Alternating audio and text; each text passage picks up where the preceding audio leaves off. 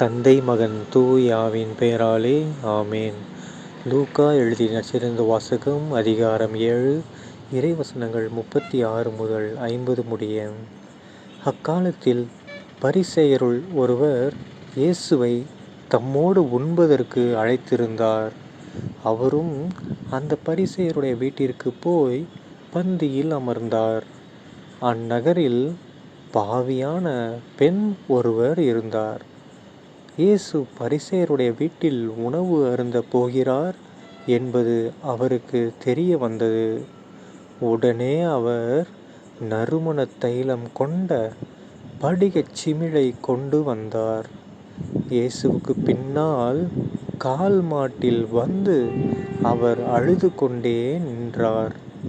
அவருடைய காலடிகளை தம் கண்ணீரால் நனைத்து தம் கூந்தலால் துடைத்து தொடர்ந்து முத்தமிட்டு அக்காலடிகளில் நறுமணத் தைலம் பூசினார். அவரை அழைத்த பரிசேயர் இதை கண்டு, இவர் ஓர் இறைவாக்கினர் என்றால் தம்மை தொடுகிற இவள் யார், எத்தகையவள் என்று அறிந்திருப்பார்.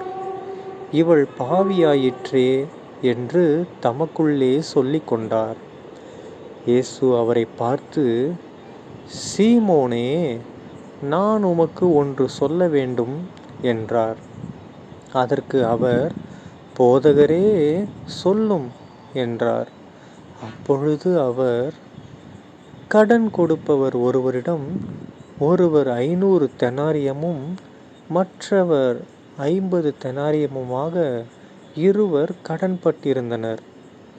கடனை தீர்க்க அவர்களால் முடியாமற் போகவே இருவர் கடனையும் அவர் தள்ளுபடி செய்துவிட்டார். இவர்களுள் யார் அவரிடம் மிகுந்த அன்பு செலுத்துவார் என்று கேட்டார். சீமோன் மறுமொழியாக, அதிக கடனை யாருக்கு தள்ளுபடி செய்தாரோ அவரே என நினைக்கிறேன் என்றார். இயேசு அவரிடம், நீர் சொன்னது சரியே என்றார். பின்பு அப்பெண்ணின் பக்கம் அவர் திரும்பி சீமோனிடம், இவரை பார்த்தீரா? நான் உம்முடைய வீட்டிற்குள் வந்தபோது நீர் என் காலடிகளை கழுவ தண்ணீர் தரவில்லை. இவரோ தம் கண்ணீரால் என் காலடிகளை நனைத்து அவற்றை தமது கூந்தலால் துடைத்தார். நீர் எனக்கு முத்தம் கொடுக்கவில்லை. இவரோ நான் உள்ளே வந்தது முதல் என் காலடிகளை ஓயாமல் முத்தமிட்டு கொண்டே இருக்கிறார். நீர் எனது தலையில் எண்ணெய் பூசவில்லை. இவரோ என் காலடிகளில் நறுமணத் தைலம் பூசினார். ஆகவே நான் உமக்கு சொல்கிறேன், இவர் செய்த பல பாவங்கள் மன்னிக்கப்பட்டன, ஏனெனில் இவர் மிகுதியாக அன்பு கூர்ந்தார். குறைவாக மன்னிப்பு பெறுவோர் குறைவாக அன்பு செலுத்துவோர் ஆவர் என்றார். பின்பு அப்பெண்ணை பார்த்து, உம் பாவங்கள் மன்னிக்கப்பட்டன என்றார். பாவங்களையும் மன்னிக்கும் இவர் யார் என்று அவரோடு பந்தியில் அமர்ந்திருந்தவர்கள் தங்களுக்குள் சொல்லிக் கொண்டார்கள். இயேசு அப்பெண்ணை நோக்கி, உமது நம்பிக்கை உம்மை மீட்டது, அமைதியுடன் செல்க என்றார். ஆண்டவரின் அருள்வாக்கு. கிறிஸ்துவே உமக்கு புகழ். அன்பார்ந்த சகோதர சகோதரிகளே, இன்று பொதுக்காலம் 24ஆம் வாரம் செப்டம்பர் 19ஆம் தேதி 2024ஆம் வருடம் வியாழன்கிழமை. இன்றைய நற்செய்தியில் பாருங்கள், நம்ம இயேசு கிறிஸ்து ஆண்டவர் நம்ம எல்லாருக்கும் ஒரு ஆணி அடித்த மாதிரி ஒரு சூப்பரான ஒரு விஷயத்தை எடுத்துரைக்கிறாரு. ஓகேங்களா? ஏன்னா இது நிறைய பேருக்கு இந்த குழப்பம் இருந்துகிட்டே இருக்கும். என்ன குழப்பம்? ஏசப்பா, நாங்கள் பல பாவங்கள் செய்கிறோம், போய் பாவம் செய்கிறதுல மன்னிப்பு கேட்குறோம், கடவுள் எங்களை மன்னிச்சிடுறாரு. நாங்களாவது சின்ன சின்ன பாவம் செய்கிறோம், மன்னிச்சிடுறாரு. சில பேர்லாம் பெரிய பெரிய பாவம்லாம் செஞ்சிட்ருக்காங்க, அவங்களும் போய் கேட்குறாங்க, அவங்களுக்கும் மன்னிப்பு கிடைக்குது.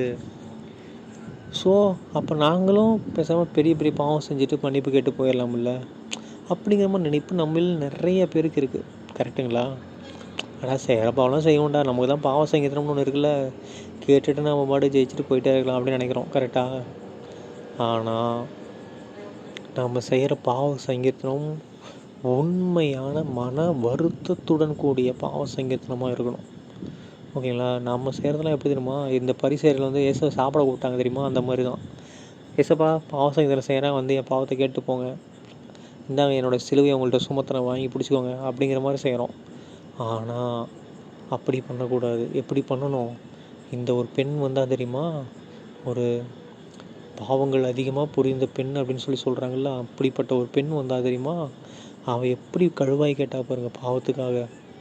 அழுது புலம்பி, ஐயோ அப்பா சாமி என்னை மன்னிச்சிடுங்க, என்ன இதுலேருந்து நான் வெளியில் வரணும்னு ஆசைப்பட்றேன், என்னை மன்னிச்சிடுங்கன்னு சொல்லி அவ்வளோ வேண்டி அழுது அவருடைய காலில் கண்ணீரால் காலை கழுவி அவரோட முடியால், அவங்கள தலைமுடி தான் இருக்கிறதே, நம்ம உடம்புல இருக்கிறதுலே டாப்பில் இருக்கிறது தலைக்கும் டாப்பில் இருக்கிறது முடி தான்.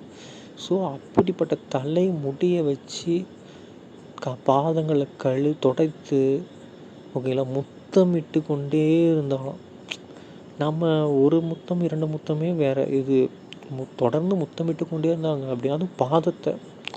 அப்போ எந்த அளவுக்கு, அதுவும் கண்ணீரால் பாதமே நனைஞ்சிருச்சு, கழுவப்பட்டது அப்படின்னா அது எப்படி அழுதுருப்பான் பாருங்கள். அவள் பண்ண பாவத்துக்காக எந்த அளவுக்கு மன வருத்தப்பட்டிருப்பான்னு நினச்சி பாருங்கள். ஓகேங்களா? அப்படிப்பட்ட பாவத்துக்காக நம்ம பாவ மன்னிப்பு கேட்டால் தான் கடவுள் நம்மளை மன்னிக்க வாய்ப்பு இருக்குது. அதை விட்டுப்புட்டு இப்போ கேட்குறது, அப்புறம் போய் மறுபடியும் பாவம் செய்கிறது, அப்புறம் வந்து கேட்குறது, பாவம் செய்கிறது, அப்படி பண்ணிகிட்டே இருந்தோம்னா என்ன ஆகும்? இப்போ நீங்கள் மன்னிப்பு கேட்க அடுத்த தடவை வரத்துக்கு முன்னாடியே காலி ஆகிட்டால் என்ன ஆகும்? நீ பாவம் செய்யுதுன்னு கேட்கல, அப்போ ஸ்ட்ரெயிட்டாக நரகம் தான். இல்லைனா உத்தரிக்க ஸ்தலத்தில் போய் கஷ்டப்பட வேண்டியதுதான். ஓகேங்களா? அதனால் என்ன பண்ணணும், ஒரு தடவை இப்போ நீங்களே நினச்சி பாருங்களேன், இந்த பைபிளில் சொல்லப்பட்ட இந்த பெண் இவ்வளோ கஷ்டப்பட்ட பிற்பாடு, இவ்வளோ மன்னிப்பு கேட்ட பிற்பாடு மீண்டும் போய் அந்த பாவத்தை செய்வாளா சொல்லுங்கள்? செய்ய மாட்டா. செய்ய மாட்டான்னு முடிவு எடுத்த பின்னாடி தான் வந்து என்ன பண்ணியிருக்கா, இந்தளவுக்கு அழுது என்னை வெளியில் கொண்டு வாங்க, என்னை பாவத்தை மன்னின்னு கேட்டிருக்கா. அது யாருக்கிட்ட? டைரெக்டாக கடவுள்கிட்ட. அதாவது நம்ம நிறைய பேர் என்ன நினைக்கிறோம், பாவத்தெல்லாம் மன்னிக்க முடியாதுடா, அது செஞ்சது தான் அப்படின்னு நினைக்கிறோம். கிடையாது. அது மற்ற ஒரு சில பேர் சொல்லுவாங்க, மற்ற இதில் இருக்கிறவங்க சொல்லுவாங்க, பாவம்லாம் மன்னிக்க மாட்டோம், ஏதாவது என்ன ஒரு பாவம் செஞ்சாலும் அதுக்குரிய தண்டனை பெற்று தான் ஆகணும் அப்படின்ற மாதிரி சொல்லுவாங்க. ஆனால் நம்ம இயேசு கிறிஸ்து, ஓகேங்களா, நம்ம இயேசு கிறிஸ்து மட்டும்தான் என்ன சொல்லியிருக்காரு, உன் பாவத்தை மன்னிக்க முடியும்டா என்னால், நான் நினச்சா உன் பாவத்தை மன்னிக்க முடியும், நீ மன்னிப்பு கேளுன்னு சொல்கிறாரு. நம்ம தான் என்ன பண்ணுறதில்ல, கேட்குறதே இல்லை. ஏதோ பந்தாவாக கோயிலுக்கு போகிறது, கோட் ஷூட் போட்டு போகிறது, நல்லா ட்ரெஸ் பண்ணிட்டு போயிட்டு வாசகம் படிக்கிறது, நன்மை வாங்கிறது, அப்படியே மாதாப்பாடு பாடுறது, அப்படியே எல்லா சாமி சுரூபத்தையும் தொட்டு கும்பிட்டு பங்கு ஃபாதர்கிட்ட முடிச்சுட்டு பங்கு ஃபாதர்கிட்ட 2 வார்த்தை பேசிவிட்டு வீட்டுக்கு வந்துடுறது. அப்போ ஆனால் எல்லா பாவமும் பண்ண வேண்டியது. இது வந்து வெறும் ஜஸ்ட்டு மேல்மட்டமாக பண்ணுறது தான். ஓகே, இதுவும் கடவுளுக்கு பிடிக்கும் தான். ஆனால் நீ செய்த பாவத்துக்கு நீ மன்னிப்பு கேட்டியா? அதுதான் கேள்விக்குறி. மன்னிப்பு கேட்டது மட்டும் இல்லாமல் அதுக்கு என்ன பண்ணணும், திரும்ப அதை செய்யக்கூடாது. ஓகேங்களா? அந்தளவுக்கு நம்ம மன்னிப்பு கேட்கணும். அப்படி பண்ணால் மட்டும்தான் உடனே ஆனால் அந்த அம்மாவுக்கு பாருங்கள், உடனே சாப்பிட்ற நேரத்தில் அந்த அம்மாவோட லைஃப்பில் செஞ்ச அவ்வளோ பாவமும் மன்னிக்கப்பட்டுருச்சு. ஒருவேளை அந்த அம்மா வராமல் இருந்தால் என்ன இருக்கும், நரகத்துக்கு தான் போயிருக்கும். ஆனால் அந்த அம்மா வந்த ஒரே பாயிண்டில், ஒரு சாப்பாடு டைமில் அந்த அம்மாவுக்கு மோட்சம் கிடைக்குது. ஓகேங்களா? ஸோ உனது நம்பிக்கை உம்மை மீட்டது, அமைதியுடன் செல்க. நம்மளை பார்த்து ஏசப்பா, ஏன்னா நம்ம எல்லாருமே அமைதியாக தேடுறோம், நம்மளை பார்த்து சொல்கிறாரு, உனது நம்பிக்கை உன்னை மீட்டது, அமைதியாக போ அப்படின்னு சொல்லும்போது நமக்கு எப்படி இருக்கும் பாருங்கள். சரிங்களா? ஸோ நம்மளும் நம்ம பாவத்துக்காக மனம் வருந்தி இறைவனிடம் மன்னிப்பு கேட்டோம்னா இந்த வசனம் நமக்கு தான். ஓகேங்களா? தந்தை மகன் தூயாவின் பெயராலே ஆமேன். இயேசுவுக்கே புகழ், இயேசுவுக்கே நன்றி, மரியே வாழ்க, இயேசுவின் ரத்தம் ஜெயம், அல்லேலூயா. Praise the Lord.